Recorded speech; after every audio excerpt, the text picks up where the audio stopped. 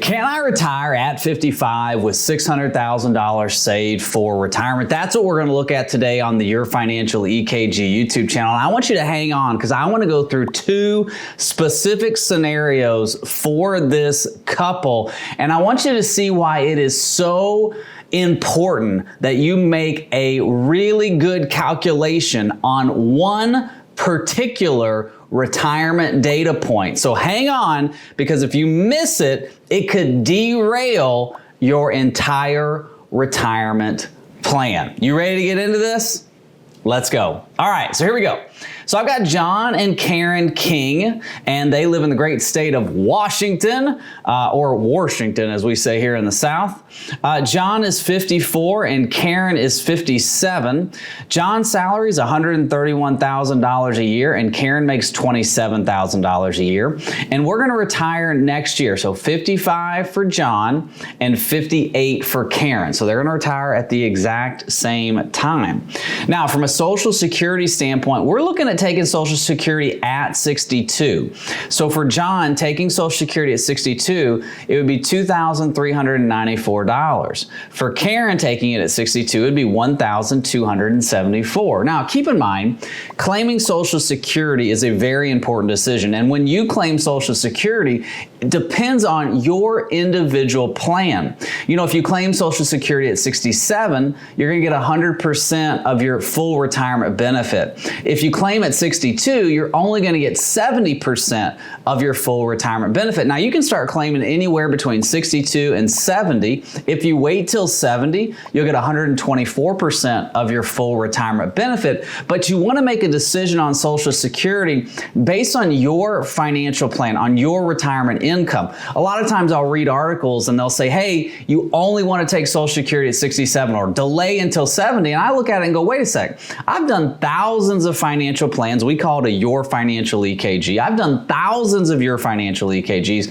And what I have noticed amongst all of these plans is that claiming Social Security benefits are different for each individual plan. Whether you're married, you're single, you have partners, when you claim Social Security, it's based on your individual plan. And you're going to see that here with John and Karen, which is why it's really important when we run your financial EKG, we want to pick the most optimal time for you to claim Social Security benefits. Now, we do have a pension. So John has two pensions. He works in a union for an electrical union. So we have a pension at 55 of $31.17, and we have a pension at 60 of $1,000. Now, here's what I want you to notice, and hang on before you cut me off and say, oh, they got a pension, I'm not, this doesn't apply to me. You're gonna wanna hang on because that data point we talked to at the beginning, that applies to everybody. And if you don't get it right, it could kill, derail, destroy, wipe out, whatever you want to say, avalanche your retirement plan. Now, here's the thing too you want to notice on these pensions. Neither of them have COLA increases, and the one benefit down here does have 100% survivor benefit. So the larger pension has 100% survivor benefit, but the smaller one does not. So no COLAs, and one pension doesn't have survivor benefits, okay? So keep that in mind. Now, from an asset standpoint, I told you we've got right at $600,000, so $599,787,000. All right, so here we go. Let's look at the expenses. So we've got $5,935 in monthly expenses, and I want you to pay attention to this number right here. You see where it says average inflation rate? 2.71%. I want you to remember that. Average inflation rate, 2.71. So here we go. Here's some expenses broken out. We have baseline expenses of $3,917 with an inflation rate of 3.27. Now, baseline expenses are going to be your utilities, like your cable bill, your light bill, your streaming bill, water, anything that's not going to go away. Property taxes, property insurance, car insurance, food, anything that's going to be with you in perpetuity. That's your baseline expenses. We also have a mortgage of $935. We have a travel budget of $1,000 per month. We have a life insurance policy of $83 a month. We have insurances or random insurances of $1,500 a month. This is medical. This is health insurance for him and for her. And then we have Medicare costs with a supplement that we've put in there as well. Now, here's what I want you to notice. Remember up here we said the average inflation rate of 2.71%. Okay, that's their personalized inflation rate. But you can see where baseline expenses, we have a 3.27% inflation rate. Well, what's the difference between those two numbers? Easy. This 3.27 is the 109-year average for inflation. This 2.71 is their personalized inflation rate. Now, look at the mortgage. $935 is the monthly mortgage. But there's no inflation on your mortgage, right? Like the mortgage payment's the mortgage payment. It's going to fall off in January of 2048. So we know this 935 is going to be 935 between now and the year 2048. So that already brings our inflation number down. Now the travel number, we're doing the same, 3.27% for inflation, $1,000. So $1,000 today for travel is different from $1,000 next year. Life insurance, $83 a month. There's no inflation on the life insurance. It's a term policy. It's going to end in the year 2034. It's $83 a month, $83 a month, $83 a month, no matter what month you're looking at between now and the year 2034. Now, there's two figures on here where inflation is probably a little too low, and so we need to project those as higher for the future. The first is going to be health insurance of $1,500 a month and the Medicare supplement. We're still running those at 3.27%, which again is the average inflation rate. Obviously, health insurance is going to end when they're 65, and then we go on Medicare for perpetuity, right? So you have your Medicare Part B premium of right now it's $170. It comes out of your Social Security check, and then they're going to do a supplement, which is a secondary insurance to go along with their Medicare. You can do a Medicare Advantage plan, or you can do a Medicare supplement. Okay, so those two things combined are going to give them their Medicare coverage. We're going to have Medicare A and B, and then the supplement. Okay, and then they'll have to have Part D as well in there for drug coverage. But anyway, I digress on all the Medicare talk because that's a whole nother video, all right? So we're gonna use inflation on that. So the health insurance ends at 65 and the 450 starts in perpetuity. And again, we have inflation on that. So we have almost $6,000 of expenses and we have an average inflation rate of 2.71%. Now I want you to see this. If you go to Y charts, so this is Y charts, and you can just type in the average U.S. inflation rate, and you can get a really good idea of what the average inflation rate is for America at the time. Now, as we're at the time of this recording, we're at about 3.7%. Now, you can see back in the year 2022, we got up to 9.06. Now, obviously, if we're looking at this on a max scale, now this is just going back to 2018, you can see where 2.18% was inflation in 2018. 3.7 is where we're at today. You're going to have these peaks and valleys. Let's go back to the software real quick. Let me show you inflation history from 1914. So when we started calculating CPI back in 1914, you can see how inflation is going to adjust over time. I mean, 1916, we were at 12%, 1917, 18, 1918, 20. Obviously, we were going through World War I at that point. And then if you go to the 70s, right, we had those high inflation years, the Jimmy Carter years, oil embargo years, those kind of things. Look at this, 8, 12, 6, 6, 9, 13, 12. Then Volcker slams on the brakes in the 80s and we get back into the 3s and 4s. We have the 2008 crash right here. And so inflation gets basically brought to nothing because the Fed brings rates down to 0. And then we have COVID and we have inflation back to where it's at. And so inflation is going to ebb and flow. That's why we're going to use 3.27%. Now we can obviously, in the projections of this, and this is why I want to hang out here because this is what could derail your retirement. This is really important for you to understand. We can obviously adjust these expenses and we could say, well, what if we do an average inflation rate of 5% on our baseline expenses, and let's do that for 5 years. And then at the end of 5 years, let's go back down to the average inflation rate. So let's project out what I would call reverse sequence of return risk. Now, sequence of return risk is the risk that you go into retirement, your retirement assets, like your 401k, your IRA, your 403b, your Roth IRA, they go down in value because of a market collapse or market loss. So the market's going down and you're taking out income from your retirement assets, and all of a sudden you look up and you're like, oh my gosh, I'm down 25%. That's sequence of return risk. Reverse sequence of return risk, what I like to call that, is purchasing power risk, meaning you go into retirement and that $1,000 you thought you were going to need is now $1,500. And so inflation eats away at your purchasing power. Doesn't matter what your market investments are going to do. They're going to ebb and flow, but your purchasing power at the beginning of your retirement gets eaten away. And so your projections for your retirement income are off because you've basically eaten up your retirement income with high inflation. That's why we got to have these good projections. So let's put this back at 3.27%. Okay, now $6,000. So let's go to retirement. Let's see what this looks like. So they're 55. Here's our pension kicking on, right? So pension, net monthly income. That's our tax money coming out, right? We got to pay taxes. Here's our expenses, $6,123. You can see that that's inflation. Let me show you what that looks like. Here we go. So we're working for part of the year. So we have a net positive, right? Because we're working. Boom. In May, we retire. So the pension kicks on in March. In May, we fully retired.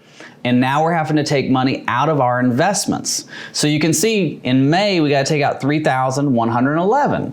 But in June, we got to take out $3,125. You see, that's inflation, just working its magic, right? I always say compound interest is God's greatest gift outside of Jesus, okay?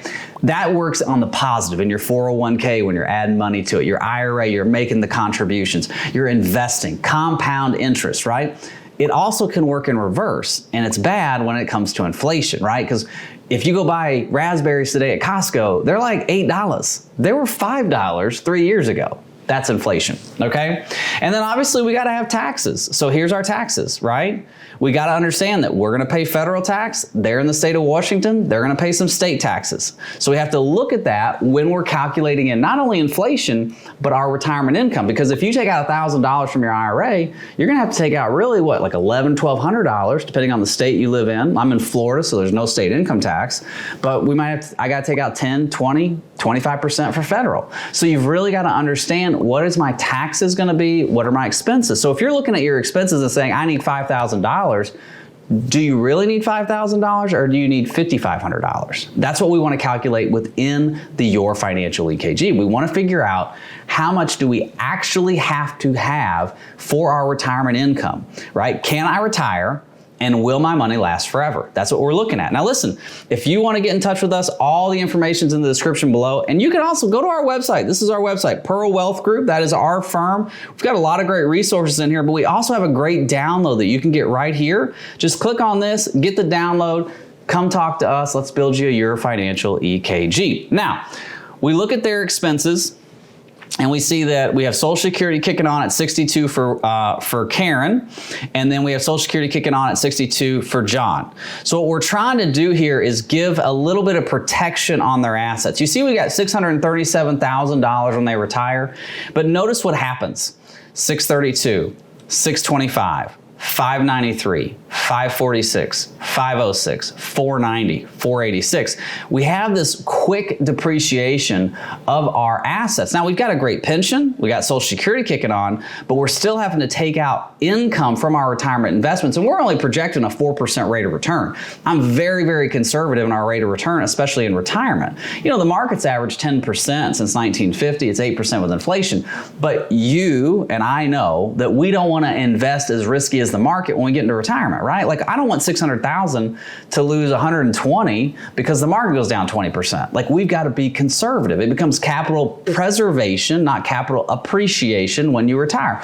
Yeah, we want to make money in retirement, but we want to hit singles and doubles. If we hit a home run every now and then, we high five, we chest bump, we're like, hey, that's great.